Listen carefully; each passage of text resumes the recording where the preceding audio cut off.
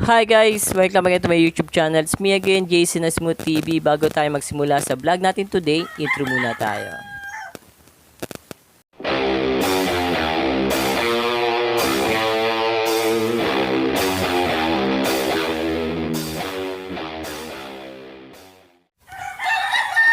Hi guys! Welcome again to my vlog. So today vlog guys, i-review natin itong Pride 43 Ultra Plus. So nagkakalaga lang to guys ng 270 pesos only.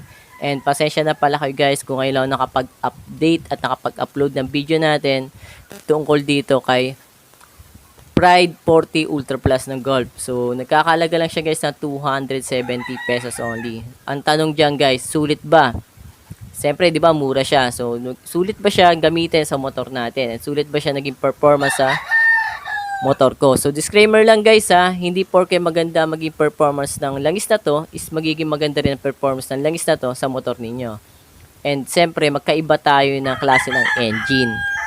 And pangalawa, siyempre, magkaiba rin tayo ng driving style. So, paano natin siya ginagamit, kung nasaan lugar ka, magkaiba rin tayo. And siyempre, hindi porke maganda sa akin, maganda rin ang performance niya. So, disclaimer lang guys ha, hindi ko to sinisiraan tong produkto na to. Ayon lang to guys sa actual na aking experience. Actual ko to ina-apply sa sarili kong motor. So, sulit ba to guys? Halagang 270 pesos only. So, malalaman natin yan. So, ngayon, i-review natin siya. So, 1 month ko siyang ginamit guys. So, pasensya na kayo kung ngayon ko lang siya i-review. So, 2 months na yung lumipas, ngayon ko lang siya i-review. Naging busy lang tayo guys sa trabaho natin. So, madalas kasi na sa ibang lugar ako nadidestino. So, mga exhibit, setup, ganyan. So, today, i-review na natin siya. So, unang-una, siyempre, ang una ko tinitignan pag-start pagdating sa umaga. Pagdating sa umaga, na nahirapan ba ako mag-start? Hindi. So, hindi naman ako nahirapan mag-start. Pag push start ko, one click ng push start ko, start agad. One kick ko sa kickstarter ko, start agad. And yun lang ang napansin ko, kailangan mo siyang painitin. Kasi pag hindi mo siya pinainit, unang takbo mo niyan, magaspang siya. Medyo pigil. Yun ang napansin ko sa kanya. Yun lang yung napansin ko sa kanya guys, na pagka in-start mo siya, kailangan medyo painitin mo yung makina, then saka ka tumakbo. Kasi pag hindi, medyo pigil siya. Pansinin mo, hindi medyo pigil yung takbo niya. Kasi nga, medyo mabigat tong langis. Kasi SA20W50 siya. Ang viscosity niya. So, medyo matigas yung langis niya, guys. Pagdating naman sa vibrating sound, so, may sa vibrating sound ba, meron ba akong napansin na kakaiba sa kanya? Nung ginamit ko itong langis na to,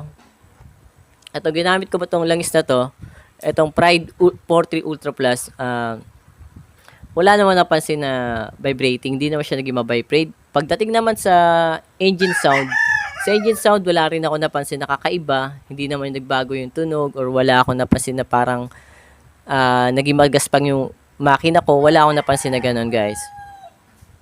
Pagdating naman sa engine performance, masasabi ko, sulit naman yung mag 270 pesos natin. Kung sakali, gagamitin nyo to guys ha. Kung tatry nyo, halimbawa, wala yung talaga yung nakasanayan nyo lang. Nakita nyo tong Pride na to, 40 Ultra Plus, masasabi ko okay naman siya. Maganda yung hatak, maganda yung bigay ng makina, hindi siya pigil, smooth siya. And sa temperature naman guys, napansin ko sa kanya is maganda siya kasi mabilis siyang lumamig. And meron din ako isang napansin, pag medyo mainit na yung makina at matagal mo siyang ginamit, nag-long drive kasi ako noon, experience ko siya. Nagpunta ako sa San Clemente, Pangasinan. So, pumunta ako doon. So, ang travel ko is within 4 hours to 5 hours ang travel ko from Baras Rizal to San Clemente. So, napansin ko doon, nung medyo tumatakbo na ako ng mga 3 oras mahigit, napansin ko medyo nababawasan yung hatak niya. So, medyo mainit na kasi makina ko, parang na-stress siya. Na-stress kagad yung langis na to. Kumbaga, parang numinipis agad siya. So, hindi agad siya, kumbaga, nawawalan ng hatak yung motor ko. Yun ang napansin ko sa kanya. Kasi no time na nag-travel ako noon, pumunta ako sa Pangasinan, bumisit ako sa father ko. Okay naman kasi bago change oil noon time na yon, then bagong tune up. Then napansin ko nung tumatakbo ko ng 3 hours na sa biyahe noon, gabi pa, medyo nawawalan na siya ng hatak. Yun. Pero nakinaganda sa kanya, nag-stop over ako that time, madali naman siya lumamig. Yun ang napansin ko sa kanya.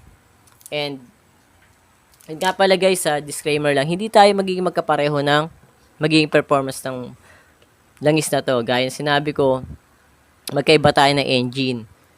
Magkaiba tayo ng engine, magkaiba rin tayo ng driving style, at magkaiba rin tayo ng klima ng lugar. Kung sa inyo is nasa malamig kang lugar, for example, is nasa Tagaytay ka or Baguio, magkaiba tayo ng magiging performance niya.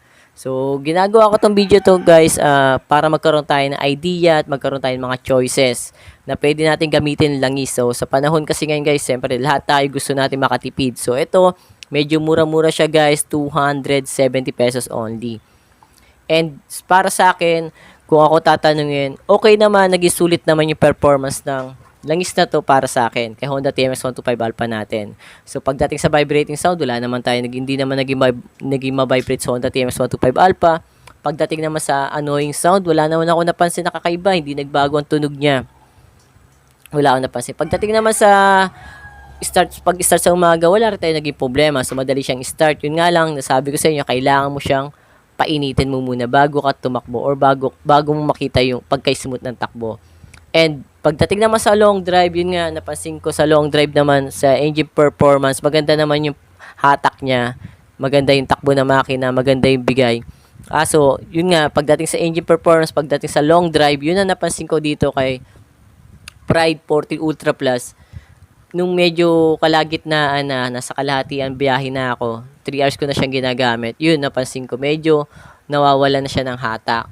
Ang napansin ko, para siyang numinipis. Then, medyo hindi naman siya ganun kainit sa makina, tama lang, sakto lang. Pero kinagandaan naman sa kanya, madali siyang lumamig. Yun ang napansin ko sa kanya guys. And sana guys, makatulong tong video ko na to. And, pasensya na pala guys kung ngayon lang ulit ako nakapag-upload ng video natin. And abangan nyo ulit yung mga susunod na video natin. And disclaimer lang ulit guys hindi ko to sinisiraan guys itong produkto na to.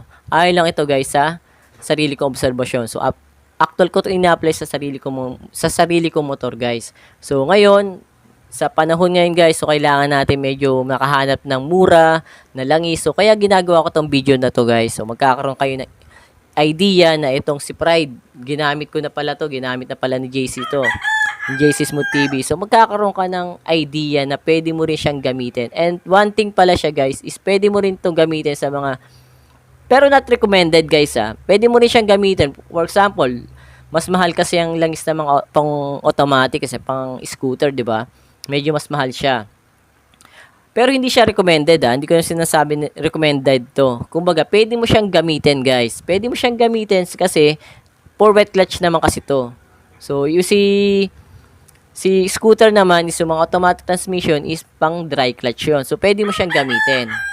Pero, hindi siya recommended. Pero kung wala ka talagang tight yung budget mo that time, so naghahanap ka ng mura lang, nakita mo to, pwede mo siyang itry. Gaya na sinabi ko guys, hindi ko to sinisiraan guys ayon lang to guys sarili kong experience. And hindi tayo pwedeng magkapareho tayo ng magiging resulta ng performance ng langis na to sa motor natin. Gaya sinabi ko, magkaiba tayo ng engine, magkaiba tayo ng driving style, magkaiba rin tayo ng lugar, at magkaiba rin tayo ng klima. So kung sa inyo medyo nag-uulan, tas sa amin naman hindi. Pagdating naman sa, yun for example, medyo maulan, di ba? Medyo, nung time na ginamit ko to, umuulan siya nung time na yun, madalas yung pag-uulan dito sa amin sa Rizal. Hindi naman ako nahirapan na start sa umaga. Kasi nga, kahit na malamig kahit nalalamigan siya sa makina, nalalamigan siya sa gabi, malamig siya, naulanan siya, tapos ako siya start sa umaga, hindi naman ako nahirapan mag-start. So, maraming salamat guys So, sa patuloy na sumusuporto sa akin. And abangan nyo pa guys yung mga susunod na video ko, and sana nakakatulong yung mga videos na ginagawa ko, and sana patuloy nyo ako suportahan. Maraming salamat guys, and I hope sana nakakatulong yung mga videos ko. So, I love you guys. Thank you. Bye-bye.